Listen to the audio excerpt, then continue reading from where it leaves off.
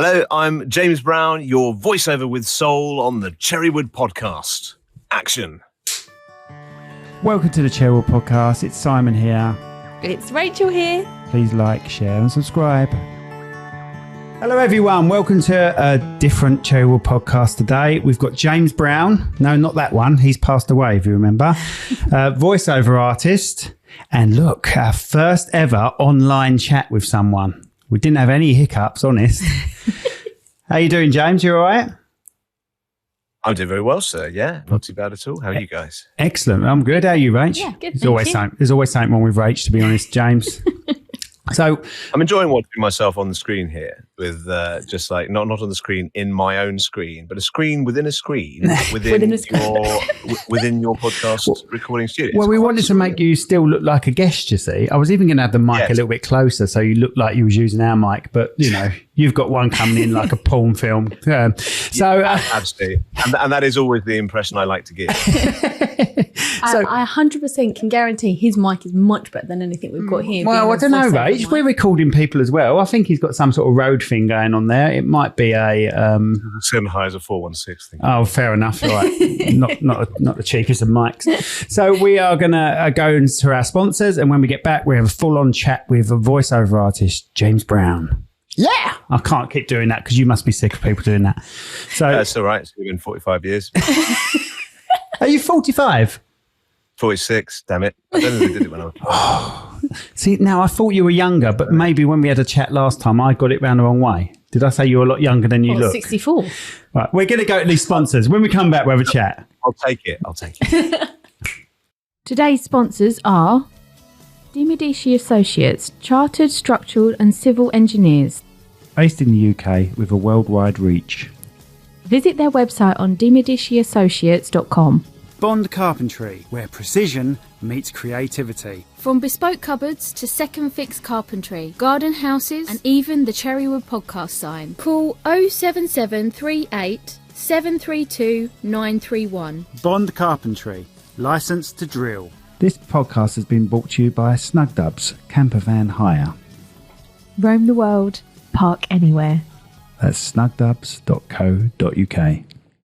Need stunning video or photography for your big day or even your business? Cherrywood Production delivers award-winning results with a personal touch. From weddings to promotional content, we turn your vision into reality. Visit cherrywoodpro.com today. Your memories, our passion. And we're back. There we go. So now we can talk about your age. 46. It's not bad for 46, is it? Not at all. So where is it? Is it Cornwall or Torquay or something like that, isn't it? Torquay, Devon. Yeah, that's where I am. Born and bred, and then away for 20 odd years, and then back again. And where'd you go away? If we're going to take it from the top, then university in Bristol, then to London, then to Moscow, which is where it sort of gets a bit more exciting, I think. I had 15 years in Russia, and that's where I started my first career as a documentary maker and a news reporter, and I did that for about 14 years. In Russian? And can you speak Russian? I can speak Russian, yeah. The job was actually, the exciting part of the job was a series called Discovering Russia, where I went all around the country and went to 50 plus regions of the 80 regions in Russia. And Russia is so unbelievably enormous that this took over 3 years to do this. Oh my gosh. And it was very, very exciting. It's an amazing country. It's just it's a great shame, really, what's happened over there over the last few years, which makes it far, far more difficult for to go back and forth, and for the Russians to come back and forth as well. Yeah, well, propaganda's ruined the world, no matter where you are, isn't it? Really, let's be honest. Yeah. Right. So did you say 15 years in Russia? Did you say? Yeah. 2005 to the end of 2019. Wow. My goodness. So you're a voiceover artist. Have you always, I know you've answered that a little bit, but have you always been one? What did you want to be when you left school? I wanted to be a lawyer. Right. And then I went to do a gap year in France, and they put me with a bunch of French lawyers, and it was so unbelievably boring that was the end of my they crushed your dreams. Yes, it did. I don't know whether it was because it was in French and. Oh no! Despite the fact that I was good at French at that point. Okay. I think, but man, it was dull. And I never really wanted to do it after that. So I went into university, much like I suppose many young people at that time of their lives, without a clear idea of what I wanted to do afterwards, and did English because I'd always enjoyed that at school and was pretty good at it. And it was a way that, great stories, I suppose, have always been kind of a part of my history. And I was very much into the performing arts and opera and musicals when I was at university as well. And that never really left me. I did attempt to do that professionally for a little bit, but stumbled at the fact that it was probably I preferred drinking and smoking more than I did practicing my operatic arias, and that. Well, you couldn't have smoked much because the voice is still good, isn't it? So it's not gone too husky, is it? Misspent youth, So, did you enjoy the journalism work that you did then? Would you go back to it if you could? I did enjoy it, and it was. I always wanted to be able to, bring the news to a wider audience and be able to tell people stories who maybe didn't have the chance to tell their own stories, and that was what was so interesting about doing the show that I did, because I was going to parts of Russia that no one had in the West, the vast majority of people in the West had ever seen before. So the majority of people, when you think about Russia, you think about Moscow, you think about perhaps St. Petersburg, you think of the white European part of Russia, whereas actually the vast majority of Russia is in Siberia and in Asia. Yeah, I was going to say they're more Asian looking over there. As you get nearer to Asia, they become more Asian looking, don't they? Yeah, and the sheer size of you've got forests the size of Europe, and you fly over those. And I remember my very first trip, which was from Moscow to Vladivostok, which is the far east of Russia, and you fly for 11 hours, and you cross I think about 8 time zones, and you don't cross water, and you land in the same country. Yeah, it's unbelievably big. Wow. But am I right in saying our map makes Russia look bigger than Africa, but I believe Russia is smaller than Africa? I think it is smaller than Africa. But if you look at the map, the way they've curved the map and everything, Russia always looks huge compared to Africa, but you can fit Russia inside it. I imagine the Soviet Union probably looked bigger. Yes, yeah. Back on the old school globes. Yes, definitely, yeah. So did you feel in danger at all in any of your 15 years there, or was it a pleasure to... I did get the crap beaten out of me in 2011 when I was in a place called Chelyabinsk, which is a city in the Urals, and I just finished a shoot, and we decided we would go out with the heroes of the shoot. We went to like a birthday party, and I cleverly, feeling in that kind of invincible way that when you're 6 sheets to the wind, wandered back home through a neighbourhood I probably shouldn't have wandered back home through, and got a pasting and got badly mugged and ended up in hospital for a week, but they didn't kill me at least, so that was good. Oh, good. And weren't the most intelligent of thieves, because the thieves nicked my phone, didn't take the SIM card out, and gave it to his sister, so the Russian police found it, and they got 5 years in prison. 3 people. Blimey. Oh my gosh. Yeah. Blimey. So happy endings. Just handed it to his sister with a SIM card in. I know, right? It wasn't a greatly thought through plan. I don't think it's just like, there's someone. Let's kick the crap out of here. Here, sister, have a happy birthday. Yeah, there we are. Don't worry about the people busting through your door. So where did that lead you to the voiceover stuff then? How did you get into the voiceover stuff from that then? While I was over there, I was making documentaries for the day job, and there was still quite a lot of businesses that were looking to connect with the West, and they wanted some of their material, either adverts or training materials or promo materials, to appeal to a Western audience. That meant doing it in English. It was often a British audience, and so they were looking for people to do that work in English, and I was there along with a few other people. I was in a troupe, I suppose it would have been, something like that, called British Voices, and English Voices, run by another journalist who was out there at the time. And we just went in and we did we did about an hour's work and we got paid about $100, and we thought that was wonderful. And I never really thought much more of it than that. Didn't think about how it was being used. Just didn't think about exactly what I possibly should have been getting paid. How old were you in your early 20s?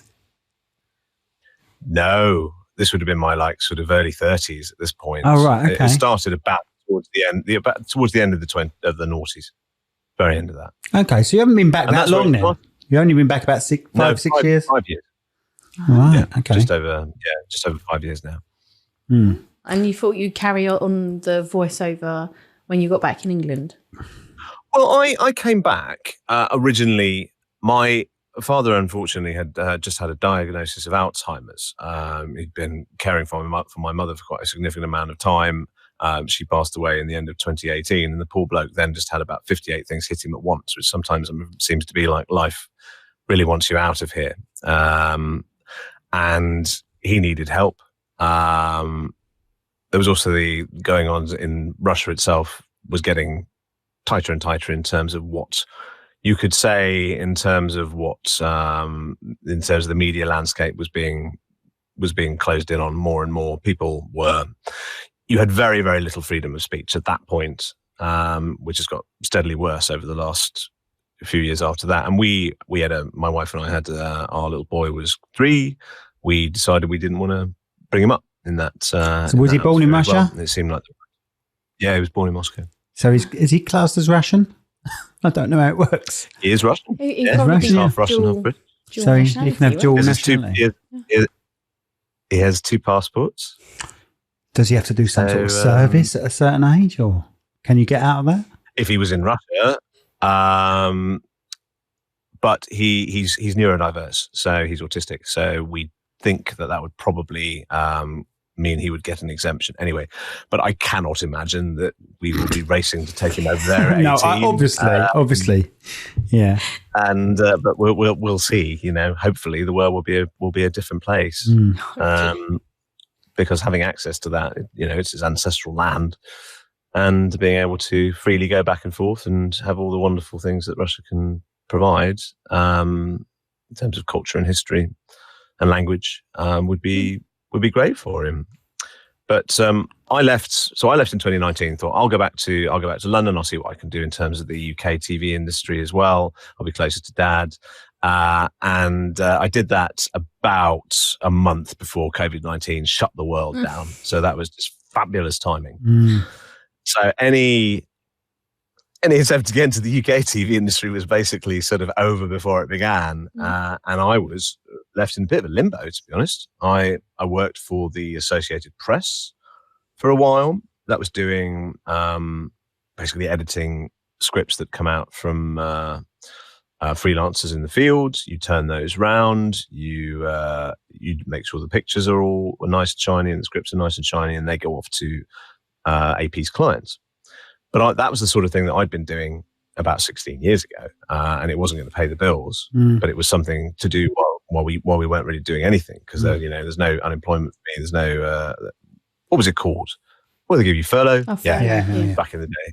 Yeah, no, nothing like that. So I needed a way to pay some bills. So I did that for a little while. There was no point in me staying in London, so I moved back to Torquay, and I moved in with Dad, and that was at the start of his Alzheimer's journey, which has been tough, and has necessitated us staying here, basically. Is Dad still with us then? And Dad's still here.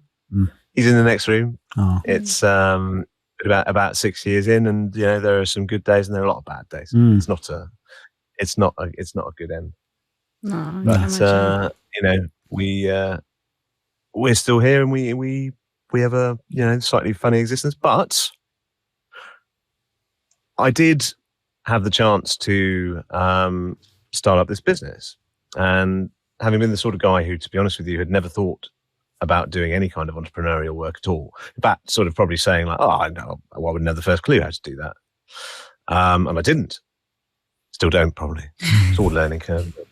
But that's then it grew out of necessity, but it also grew out of the fact that when I did my research into the voiceover industry, And it looked like, I think, oh, cripes, well, first of all, I was massively underpaid when I was doing it in Russia, and I probably should have, if I'd put in some actual investigation into what VO rates actually were, but it just felt like a side gig. Journalism was the main gig. Did you feel though that if you did ask for more, they would have just got someone else in? I never even considered it because I thought that I thought it was good value at the time. I didn't realise that it was being sold on for such a significant amount of. And how did you find out about that? How did you know how much? How did you know how much it was sold on for? How did you find out? Well, I mean, you look at how it works. You see, in terms of like in 2019, 2020, I started looking at what industry rates were for voiceover, and certain rates for commercials, certain rates for corporate work, for e-learning work. For video games, for animations, tend to be like the most popular genres of VO. And you realise that, I've undersold myself here quite significantly. So, I have no issue with someone subcontracting me and making a profit. That is, that's the way the world works a lot of the time, and and they take their cut. But it did encourage me in many ways to think, well, this could be an actual business, and I could do it from here. I could do it for Torquay. And Torquay for a long time, I do love it. It's my hometown, but I did think it was a place where people sort of bought a B&B and came to die. So, can you surf, James? Sorry? Surely you can surf. That's Newquay, mate, not Torquay. Of course it is. Yeah. Come on. So I'm thinking Helen Chamberlain land you were in, aren't you? It's the boys down south, that is. Sorry, yeah. Newquay, Torquay. And so what is it? It's Cornwall cream first? Or jam first? What are you, cream or jam first? Cornwall, they do cream first, the heathens. Yeah. Absolutely despicable. I can't even imagine why you would ever think to do something like that. So we go to Westwood Ho quite a lot. We have a place in Westwood Ho, which we love. So we are, what are we? Jam first. Or is it cream? It tastes the same. Look, I'm from Rochester. It tastes the same. What's wrong with you people? Oh. Look. Just go to Cornwall, turn it upside down when you eat it. Simple as that. That's right. Just straight in. Straight in, exactly. I don't plan on chewing it. But it is jam. For anyone who isn't aware, it's jam and then cream, everybody. Throughout the whole world. There we are. Don't worry about anything else. Don't look up anything else. So obviously that was your first voiceover gig in Russia. What was your first voiceover gig when you thought, okay, I'm going to make a profession out of this then? Did you have to look online, find some gigs and then think, I'll go for this one, and then audition? Or did you just have to go for it? And how did you find your first gig? What did you do? I went to a site called voices.com, which is basically kind of what it sounds like. A lot of VO artists are signed up there. Everyone has profiles and people go on with gigs, with jobs, and you audition, basically. They give you a brief. They give you a bit of the script. You do an audition and you see how you do. That was how I found the first paying gig. And again, I started to have a bit of success on there. And that was very encouraging. And it was, again, sort of very much as a side gig alongside what I was doing for the Associated Press, because during lockdown, I worked for them from here. And it was, again, encouraging. It's like, oh, well, okay, let's look further into this. So I looked into resources, into coaching, joined a group called Gravy for the Brain, which is a very, very big sort of collective of voiceovers in the UK. A lot of great resources, also excellent in terms of sort of putting you in the right direction of how you can start a business. I was on something called VO Kickstart with a guy called Guy Michaels, very talented guy, very savvy again in terms of getting people started in the business. But they all stress the importance of excellent coaching, of excellent quality audio, because at the end of the day, that's it's got to, what you produce in your own home studio has to sound as good as anything that you would find in a top London studio. Of course. And the amount of voiceover guys I know that used to start off with some crap stuff. Doesn't matter how good your voice is. If you're saying it through a cheap mic, then it's game over, isn't it? So Absolutely. Do you do a lot of your recordings now from home, or do you still have to go to the studio every now and then? 99% is from here. There may be some opportunities to go into a studio and work with other actors, which is wonderful because you get to play off each other. It is better to do it like that, especially if you're doing something like an audio drama or you're. I was going to say that actually. Sorry to jump in. I'm terrible at jumping in, but are you a bit of a Ron Burgundy? And do they expect you to be a Ron Burgundy, as in say exactly what we've written, or are you allowed to give a bit of input to change it to make it more natural? If you're acting. And if it's an animated character or a drama, normally most directors will give you some rein. They can always pull you back. In fact, often that's something that people encourage you to do. Is find it's much more difficult to bring someone out of a small character, but it's much more easy to pull someone back if they're going bonkers and you're trying to get it a little bit less. My rule was when I was shooting comedy was do the lines a couple of times and then go off script. And I use off script most of the time because it's just more natural. But it's harder to line up there. Yeah. But then you can't use any of your takes before. You can't. It's very hard to cut. It's very hard to cut it if you haven't had enough takes of the, the off script version, obviously. But At the end of the day, though, I think with like if you're bringing something out of a character, you have to make the character your own, and you have to try and make the character appealing to the audience. So whether that's like doing more human noises, or if it's obviously it's a fantasy character, then you can do you do different voices and they won't sound like you necessarily. But that's the fun bit of it's acting more than it is because you think of acting, you think of acting on a stage. And a lot of voice actors come in and you can sometimes talk about voice acting and real acting. But if you aren't acting when you're doing something like this, then it won't come across as believable or convincing. So that's an important part of the training. Something that, as this original great love of mine from my teens and 20s and early 20s that I basically kind of put on the shelf for a long time, I've got to rediscover doing this job. And that's been wonderful. It really has. It's been an absolute thrill to get back. It's still not like a huge amount of the work that I do, but it is some, and it is growing, and that's been very, very encouraging.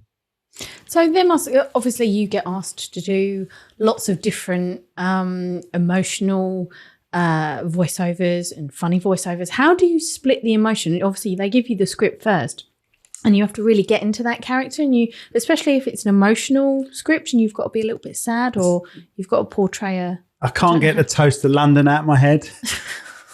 Have you ever seen the Toast of London, James? Matt Berry, yes, of course. Yes, yes. Have you ever had any strange things like that? Strange requests where you just... I mean, when you're doing like impressions or sometimes people, Attenborough is huge. Right. So if anybody, of course, if you're doing like an Attenborough sort of mockumentary and you can do like dozens of different things. And the Industrial Petrochemicals Company is having its 55th anniversary. Look at how they all congregate, this bunch of rampant males all together. And all the things like that are very popular. The mockumentaries are a lot of fun to do. But you get a chance to. The script, of course, gives greatly and takes away, because you can have all sorts of different stuff. You can have something that is so unbelievably dry to something that is wonderfully well written. Yeah, but they still have to come. The message still has to come across. I do a lot of health and safety. So that message, even though it's like, please don't walk under the very large crane because it's likely to, without wearing your hard hat. That message is not the most exciting piece of text in the world, but you read it in a way that hopefully keeps people. My job is to get that text read in a way that doesn't make the person listen to it fall asleep. It has to stay in the head, because otherwise, if it doesn't, either somebody gets hurt, the business gets sued, it's it's an important piece of script. And it's so often that you would hear some sort of training video with a monotone voice. Because I'm an engineer, and the times I've seen like a training video on a certain bit of machinery, and this one voice has gone along, and you're like, I cannot listen to this anymore. It's so important. The voice is so important because you just can't take it in. And if it's just like, and we now put the shaft into this socket here and do up the nut, and honestly, and you're, oh God, and no disrespect, but American monotone voice, that's it. I'm gone. Sleep.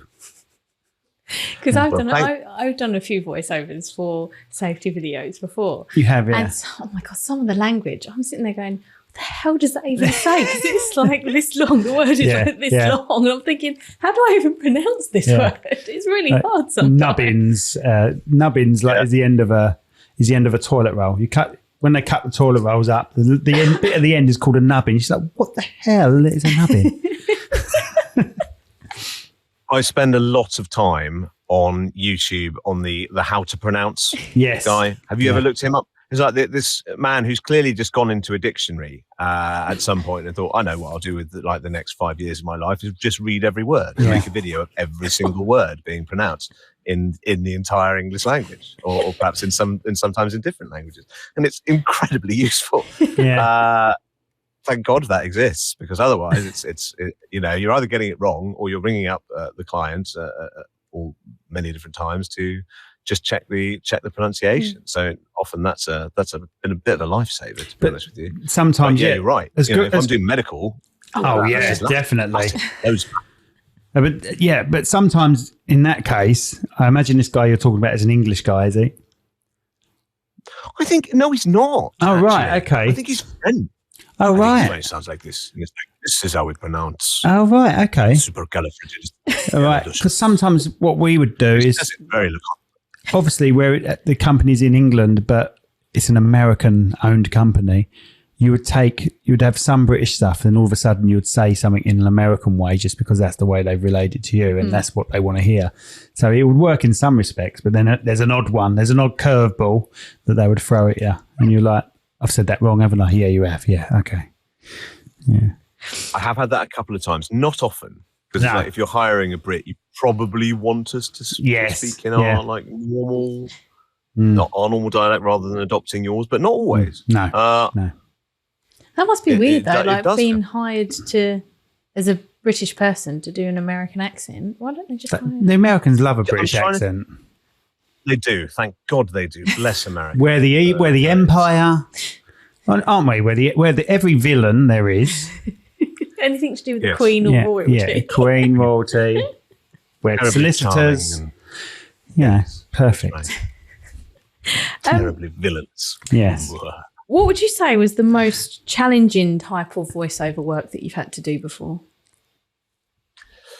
That's an excellent question.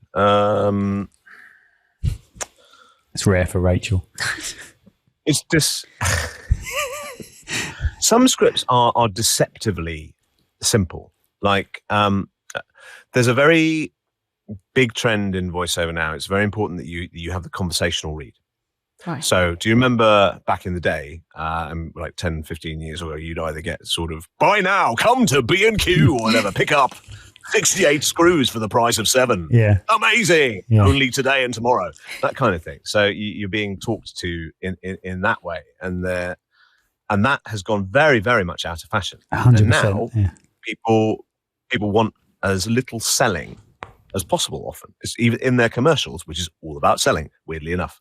So it inspires more of a trustworthy connection with the listener. Yeah. So if someone speaks to you the way we're talking at the moment, it sounds like people having a normal conversation without a pressure sale involved. That is now proven to hike sales. Yeah, because people feel like they can trust what they're being told, or rather than having it forced. They would start taking the mickey out of their old adverts. I listened to one today about Checker Trade. And he said, he was saying something about, Checker Trade has got all, really great, really great companies, There's so many thousand companies and they've all been vetted. But all you're thinking of is checkertrade.com. And it just kept going back to the checkertrade. It was taking the piss out of itself. But it worked. I was listening to it laughing because you only think of that. So yeah, they draw back from the crap that they used to produce. But that's also just shown that how effective their advertising is. Oh, 100%. The fact that what's in your head. Look at the Go Compare man. He doesn't. Go Compare don't even use that song anymore. They just have people going around with moustaches on. Yeah. So I've linked it from a voiceover. Yeah, just linked it to the opera guy. Whatever his name was. Can't remember what his name was. He was in the Gio Compario. Is that his name? It's Gio Compario. Really? See, I don't take that stuff. The advertising has worked quite well. Yeah. So how? Yeah, I mean, it's. Oh, sorry. Go on. I was just going to say, but to go back about that. So I spend quite a bit of time if I'm looking to do a conversational read. I have to have a conversation with myself. So a script will come up, and it's the first line. I'll find something that's not under NDA. Right. I wonder what he was talking, but he's looking on the computer. So, okay. I thought he was telling us to find one. I was like, where am I going to find him? No. I'm just seeing if I've got something in front of me. So they give you both sides of the conversation. You just read your bit then. All right, I haven't updated this. Usually the full scope. Today I'm going to be showing you. What's that? Why has that happened? Oh no! He's showing us stuff. Blah blah blah blah. Just in case it's copyright. Blah blah blah. It's not copyright. What have I done? Oh my god! Go away. Good job you didn't have a dodgy website on and you started playing. Right. Purely professional. Thank you very much, Simon. At all times. But okay, so let's say, for instance, somebody is coming in to buy charcoal, and you say, then you would say to yourself, it's like, well, I got this new barbecue last week. Oh, did you get a new barbecue? What are you using for it? Well, I'm using this type of charcoal, actually. It's really good because it does this and it does that, and it's practically smoke-free, and it produces, it's made from beech, and it produces a neutral flavour. And you've suddenly, by having a conversation with yourself in this very bizarre manner, managed to produce something that sounds like a natural conversation because you just had a conversation with yourself. And that's a way in order to get yourself into that conversational mindset that's so popular. It's almost like building a character, isn't it? You have to build this character in your head, and you can portray it, basically. Yeah, but it can't. Again, it's weird because it can't be a character. It can't be fake. It has to be. It has to sound natural. Yeah. It sounds like you're putting it on. It won't work. That's one of my biggest bugs. Even in any comedy I do, don't put it on. Natural. Be natural. Be natural. Yeah. Because that's gone. That overacting type sort of theatre type thing on TV has gone.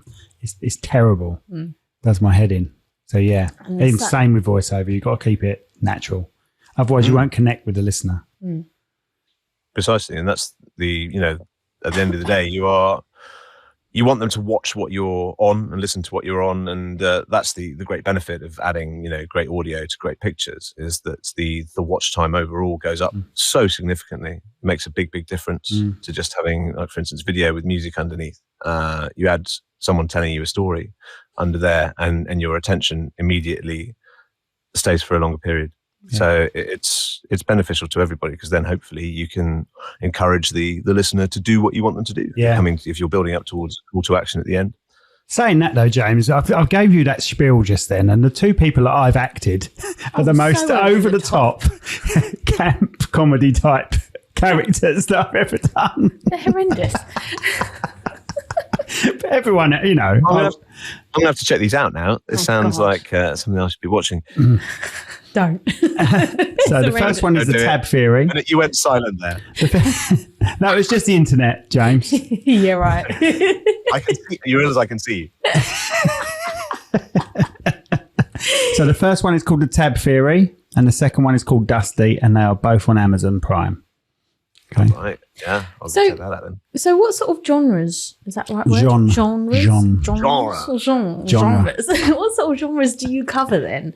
Because you were saying earlier about video gaming and stuff like that. And we never did get to your first gig as a in your your first job as what am I trying to say? When you came back from England? Yeah. When I came back, I think it was I think it was just a little promo. I can't remember it, to be honest, like exactly, but it was $100 gig. Right. I remember that. So one of the on the lower tier of voices, but I got it within a week of, and I got it by. I had a USB. This is terrible. I probably shouldn't say this. I had a USB mic that I had put into a cardboard Apple box, and I'd surrounded it with some acoustic foam. I put it on top of the piano, and I recorded into that because I didn't have the studio. No, it can work. Can work sometimes. And under the duvet, you go under the duvet sometimes as well. Well, yeah, the blanket forts, perfect, great for travel. And I managed to get that gig, but it was just a little promo for a company event, I believe. Right, American one. That was the first one. No, it wasn't. This was you. I remember it was Middle East. Ah, right. Okay. Do you ever see? Do you ever see the finished product? Yeah. Do they give you a copy of it? It's really important because otherwise you lose a lot of portfolio pieces, and unless you're NDA'd and you're non-disclosure and you're not allowed to. I make it a point of trying to follow up with people that I work with so I can get a copy of the final product because it showcases what you can do, it showcases what you've done for them, and it's a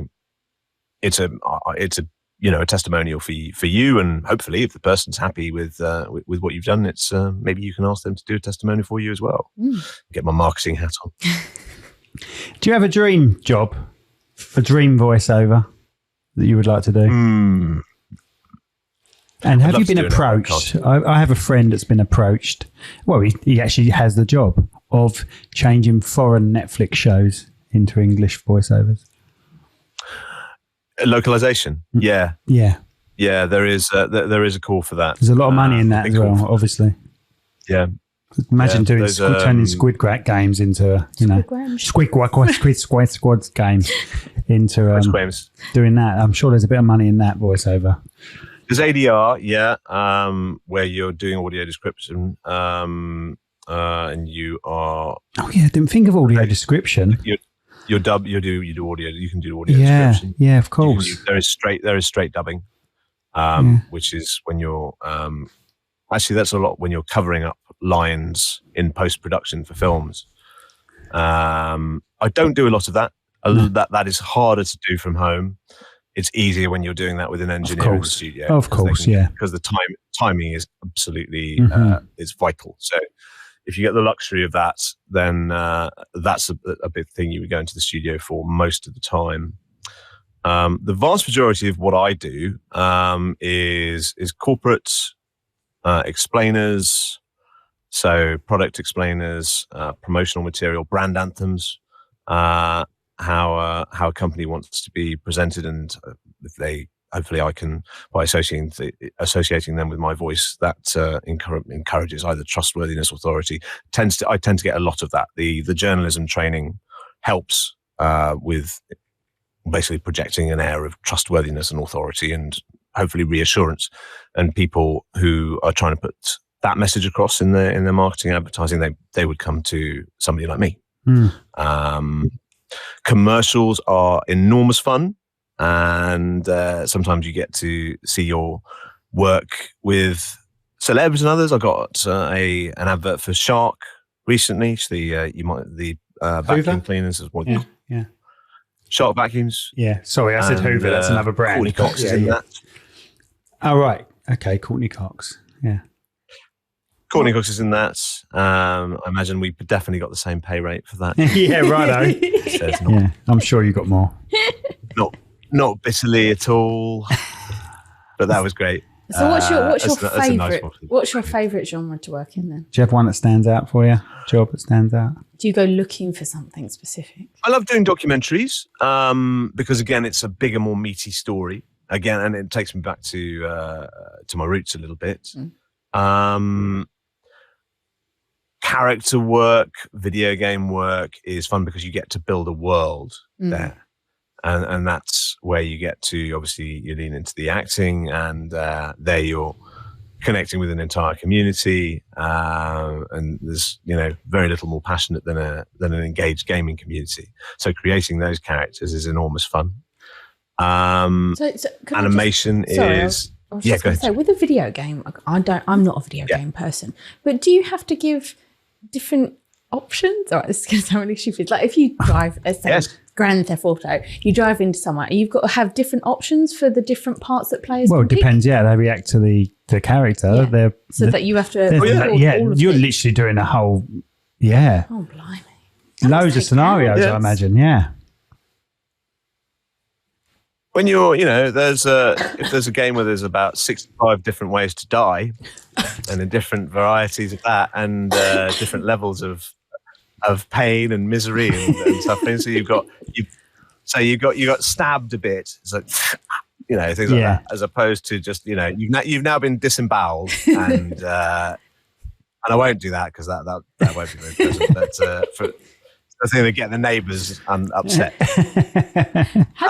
Or you've been set on fire and you flail around, and all of this goes in because this is, of course, what happens in video games. Yeah. So it's another one of the reasons why I built the studio to be a treated room rather than a booth is because I get to either swing around my imaginary broadsword and make those efforts, and because they're called efforts basically when you're like doing fighting noises for combat and things like that, or when you're dying you can flail around with your arms wildly and pretend that someone's melting your face off and lovely stuff like that.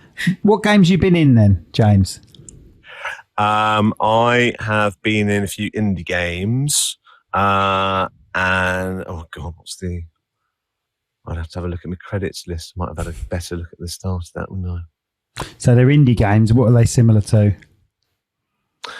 They are similar to. There are a few fighting games. There are some educational games as well, and there are RPG as well. Oh, I did probably the one that's like the biggest known is a game called Warno, which is a post-Soviet, or like an alternative history, set in post-Soviet about the late 80s, where I'm a British officer in that, which is not too much of a stretch. One of the British officer tends to be something that you get to play quite a bit, but that's a popular game series, the Warno series. Can you imagine being in the Tank General? Can you imagine being in a recording studio when I did Street Fighter 2? All those noises.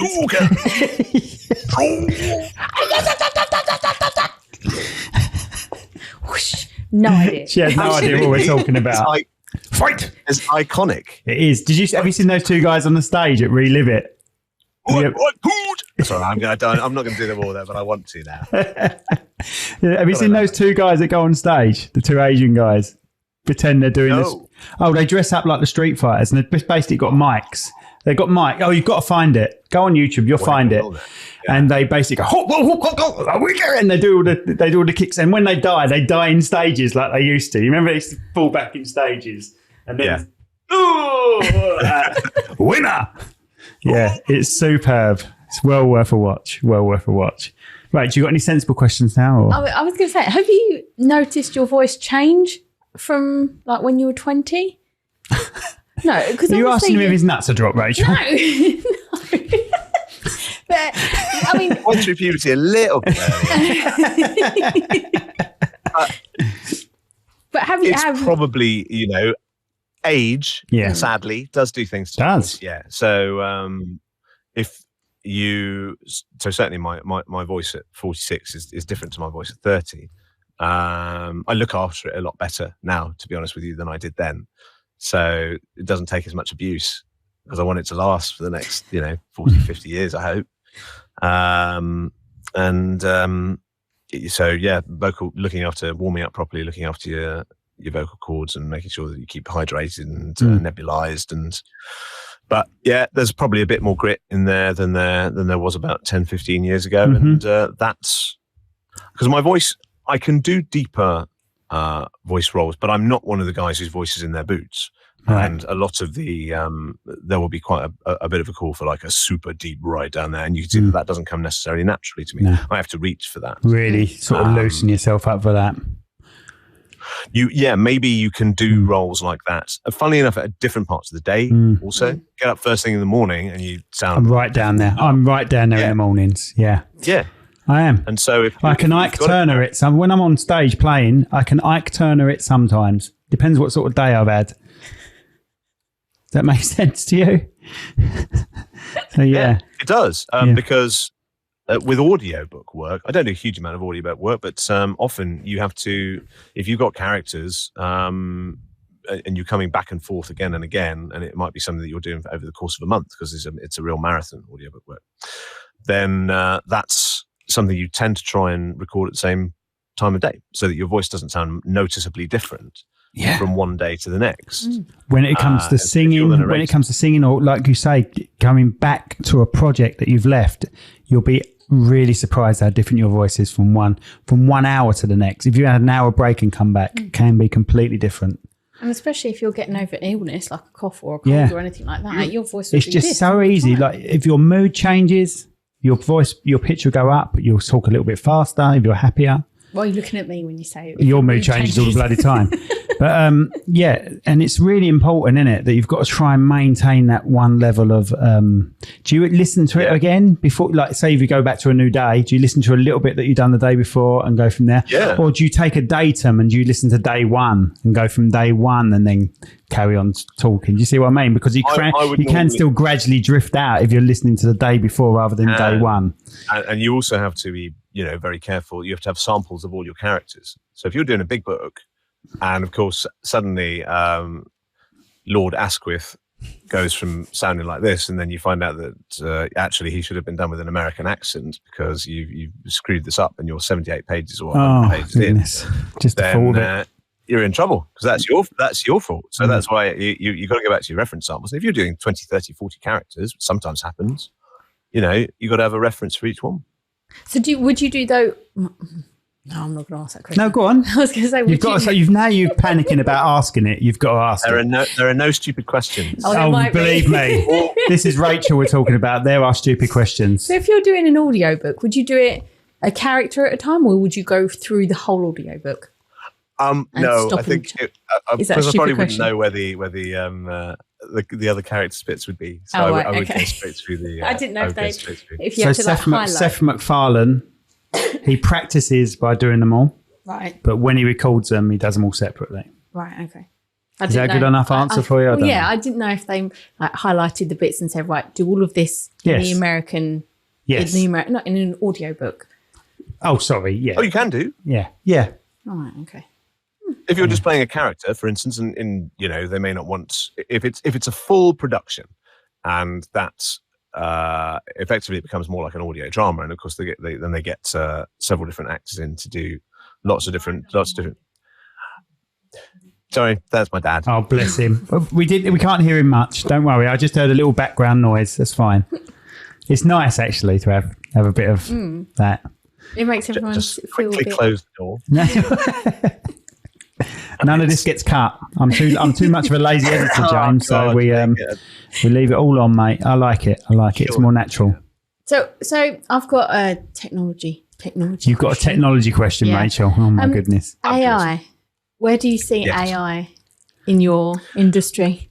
So AI is getting better all the time. It's never going to be worse than it is at the moment. The thing that AI will never be able to do is it will never be able to feel. It will never have experienced anything. It's never loved. I knew he was going to say emotion. Yeah. It's never cried. It's never found anything. It can't look back on anything with joy or it's told everything that it puts back out in its, in ones and zeros. And that is the difference. That's the difference is that wherever you are, it's taken some of the lower end of the market for sure. And it will probably take more, but it won't take everything because there will still be a room for voice actors who can properly connect with an audience on a human level, and a machine cannot do that. They pull in the emotion. There will always be small amounts of things. Yeah. I can see the boring instruction videos going that way. Yes, the ones that put you to sleep. Yeah, going that way. Yeah, and they record his voice and just make it sound like him, but a boring version. That's basically what it is. He's just got to say a couple of lines. There's this AI thing now that I have. You just say a couple of lines yourself, and it will turn you into to your voice. Yeah, but with no real emotion. Yeah, because it can read it, but obviously it's. And I think that there will be a move probably towards it for a certain amount of time, and then I think there will be a reaction against it. Do you think it will be like a gimmicky thing? It's weird, isn't it? AI is incredibly useful. It's a very, very useful tool. It's a great tool for like automating things, but people will have heard this, but it's like, why are we using AI to help, produce characters and draw things and help us create films? Why aren't we using it to, do the boring stuff, do the admin, do the repetitive tasks, so we have more time to make characters, do art and the stuff that lifts up our souls. But it's the same with everything, though, and everything throughout history. We start getting machinery to build cars, but there's still more value in artesian stuff. What was the other comment I had? We love the fact that we can get 1 million songs on our computer or on our phone, yet we still want to buy vinyl. There's still a bit. You always end up going back. You always end up going back because there's something about the original feel of someone making something with their hands compared to a machine, or filling a vinyl compared to just a file that you just play. And I'm sure the same will happen when it comes to like voiceovers. Yeah, it'll be used for a bit, then they'll think, where's this gone? It's lost its passion and spark. I mean, it's mainly the first thing we hear when we come into this world, and it's something that's with us all our lives, is the people telling us stories from when we're little children, how we learn, from the teachers who inspire us at school, to what keeps us, listening to that radio program, what keeps us watching that fantastic film, what makes us want to buy from that advert, is that person who has told us that story in a way that makes us believe it, that makes us feel something, that makes us react in a certain way. And that's what the power of voice can do. That's something magical about that. I don't think that we will lose that. I don't think people will want to lose that. And hopefully we won't. And hopefully there'll be, there is room for professions like mine and all the other people who are out there with wanting to give their voices to the world. Definitely. So you say you run your own company with regards to the voiceover? Yes. How does that work then? Do you hire people in to coach them? No. Sorry, hire them. You get people. See what I mean? You said there was no such thing as a stupid question, if James. they get the job, do they come to him to get training? Maybe he does coaching. Yes. People pay him for him to coach them. Maybe. The majority of the time, it's, for instance, I might be in touch with I put myself out, for instance, when I put myself out, I reach out to video production companies. I might ask, you ask them, I see you make explainer videos. I see you make animations. How do you source your voiceovers? And that's where you build up, hopefully, a relationship with someone who uses voiceover. And then you put yourself in the mix most of the time. And if you're a professional, if the client likes you, if it's great, if it's easy to work with you, I think that most of the time professionals want to deal with professionals. They want to have somebody who makes their life easier and who adds value to their final product. And if you're doing that, then you give yourself a good chance of being able to make a decent crack at a success. If they can see the value in you, then they'll pay for you. It's the way it is, isn't it? Yeah. If they can see that you're giving input to their business, giving suggestions that actually add value, then once you all come together and it all works, it doesn't matter what walk of life it is, once you've found someone you can work with and progress with, then that's it. And if it makes sense for the final product and for the client, then absolutely. Of course. So how do people find you then, James? And then we get on to a couple of stupid questions we always ask. So the business is James Brown Voice, your voiceover with soul. Now you can see where I've done where the James Brown beautiful. Comes in there. Voiceover with soul. I'm taking it back. Why not? He froze up a bit there, then James. JamesBrownVoice.com. Say that again. It's JamesBrownVoice.com. Excellent. Right. So now what we have, James, I don't know if you can see this. We have a cup and we have 20 random questions in there, which I'm going to get you to pick out of the cup. How's that going to happen? So I'll get Rachel to pick them out of the cup and we'll read you 3 questions and they're rubbish, stupid, like if an alien came down type questions. All right? They're perfect. Go on, Rachel will read it for you. I've got 2. Okay, go on then. I actually have one of my own, if that's okay. No. Oh. It's okay, Rachel. I was going to say, if you could voice anyone, dead, alive, anything, who would you voice?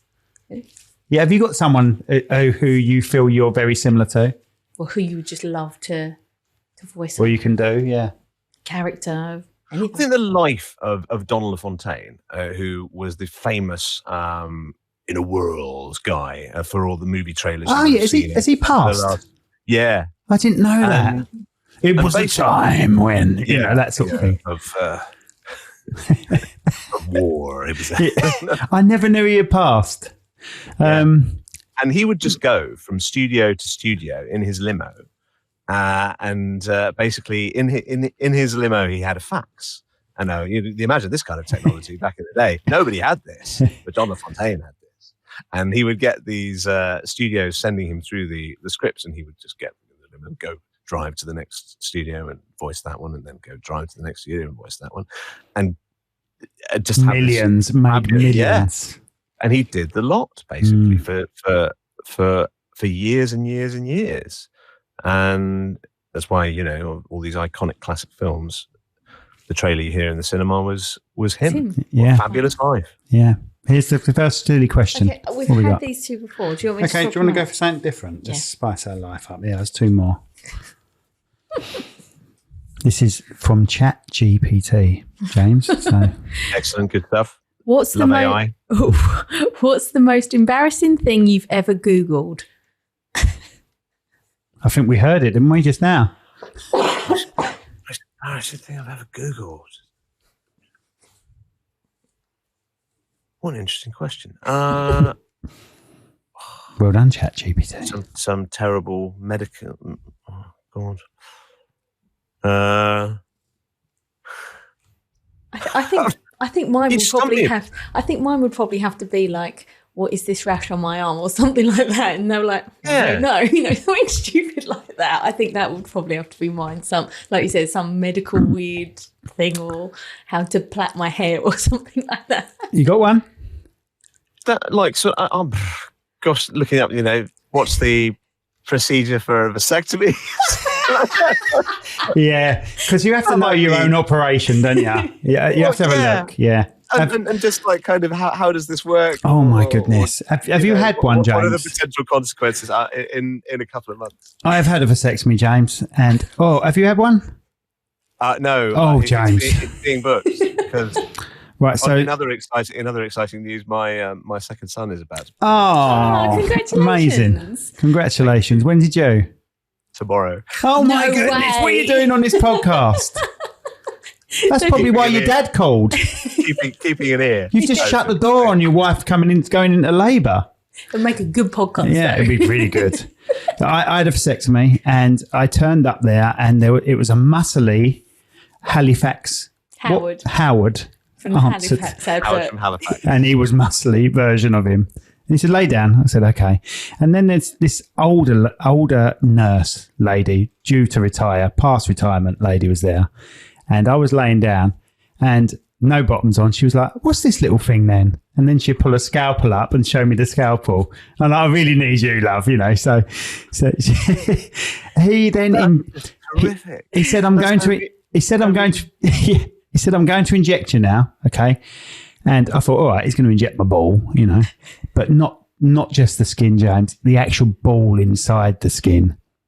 He puts it in there, and less appealing now, right? And I'm all right with operations. I've got a pacemaker. I've had a few pacemakers in my life, and I'm all right with operations. But I wanted to hit the ceiling when that first injection went into the nut. Oh, good! I'm really glad. Right, but there is a bit of save in here, James. Don't panic too much. Right? Okay. Because once that numbed out, and you could smell burning skin as he was.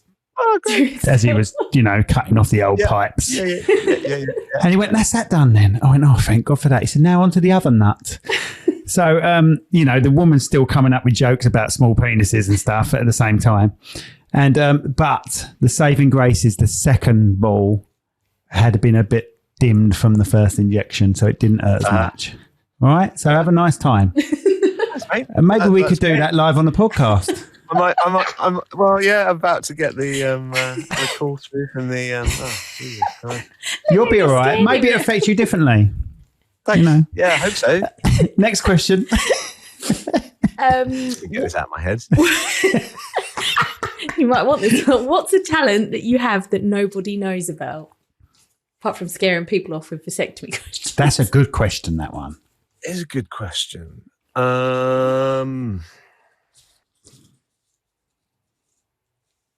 Again, I think mine would have to be putting on a really good fairy American accent. This was a. She's very good at doing the Barbie from Toy Story, and she had to do a voiceover as Sparkle, the Christmas fairy. Goodbye now. Goodbye. Goodbye, everyone. Hi, everyone.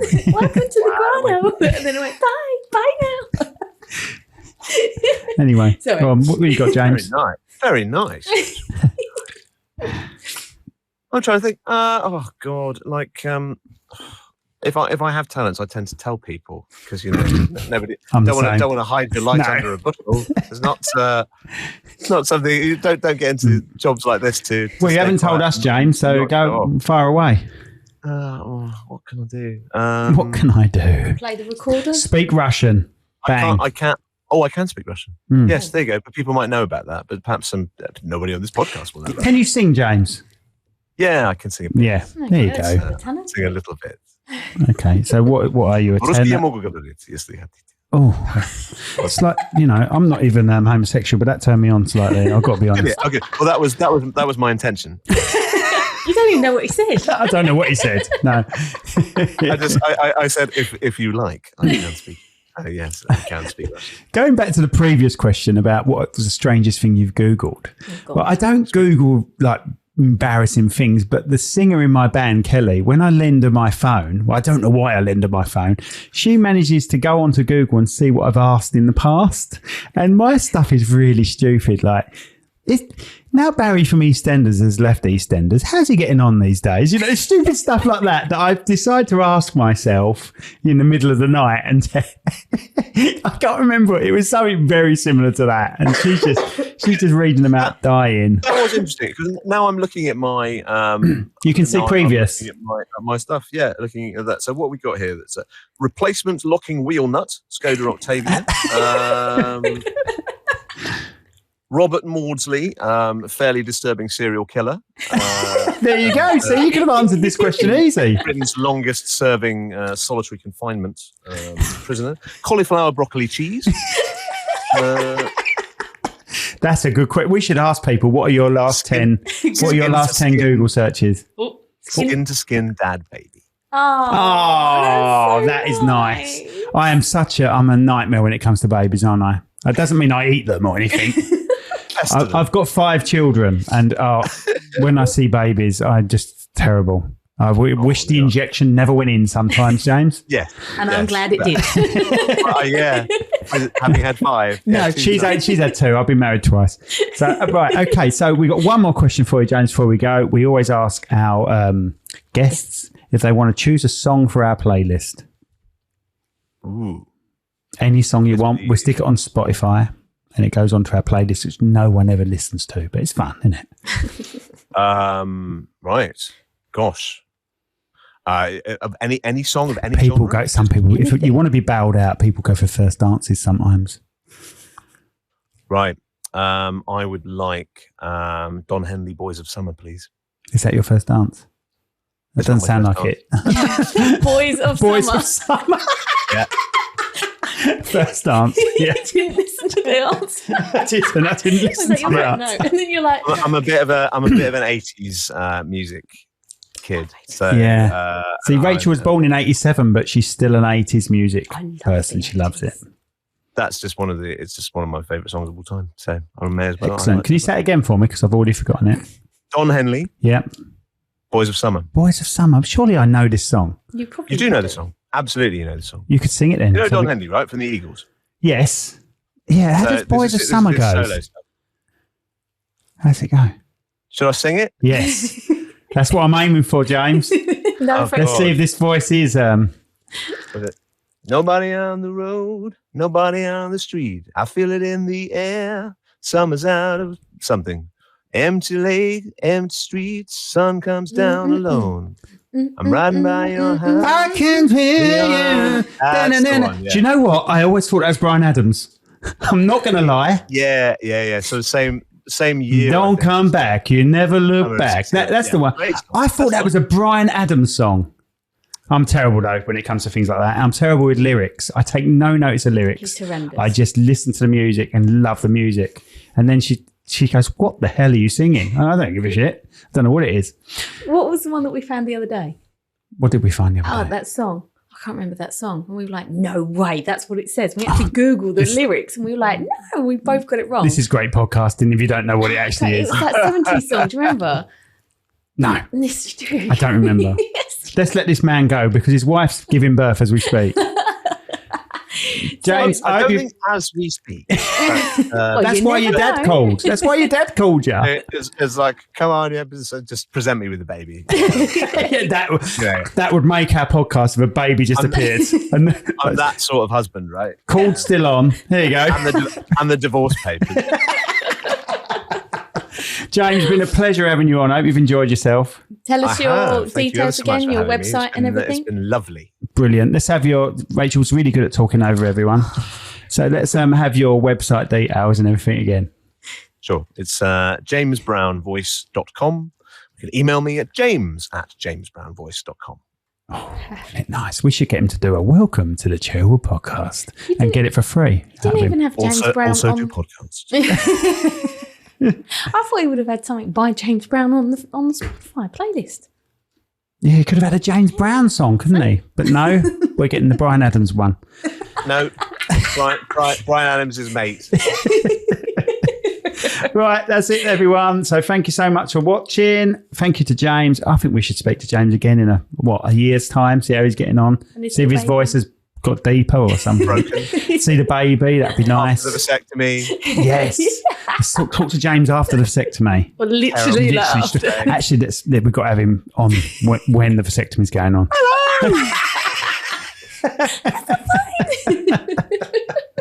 And if you're ever up this way, James, drop us a line and we'll come and see you for a drink or something, Absolutely. mate. All right? Always please. Thank Okay. you so much for coming on. Brilliant. Take care and bye, everyone. See you soon.